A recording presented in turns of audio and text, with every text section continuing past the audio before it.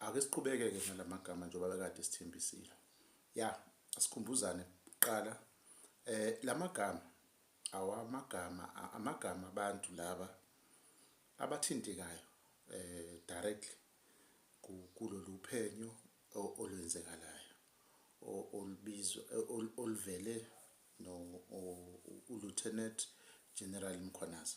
So lamagama avela ngezindlela eziningi, abanye bawofakazi, abanye ibona abantu abenze kuze kube khona lezi gameko ezibalwayo. So lamagama ke sizofanele sijwayeze wona because azovela uma ngabe sekufakazwa. Sishilo sathi uma ngabe vela kufanele wena ubusuwazi ukuthi ubani lo, kambe uyisima kanjani, ingakho evela laphana. Ilokhu ezama ukukucacisa before iqale lama commission akhona. Ama commission akhona sikhuluma nge-ad hoc committee yaseParliament elawulwa umnumzane uSoviet Lehanyane, kanjalo futhi neMadlanga Commission esanda kusungulwa nayo futhi ephenya ama cases afanayo noma elalela ubufakazi obufanayo obuze noLieutenant General Nhlanhla Mkhwanazi. Nginibingelele ngani kwethu igama uNhlokohlele njengoba bese ngishilo. uNhlokohlele sizohlala nayo until azaphele lama commission, si-updateana ngaphansi kwalolu hlelo olubizwa ngokuthiwa i-update corner.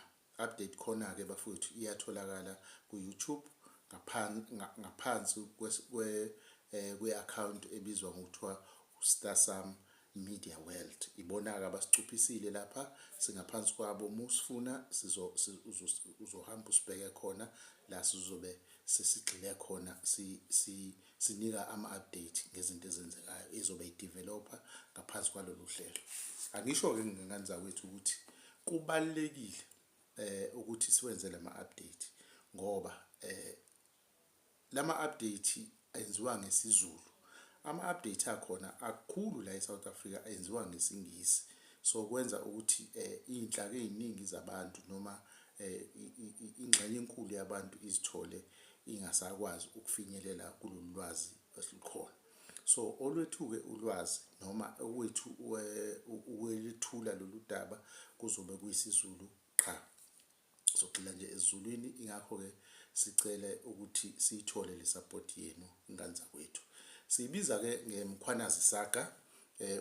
Ufuna nje yona uzohamba uthi uMkhwanazi Saga, then-ke uzobe usukwazi ukuthi nawe uyilandele usuku nosuku. Now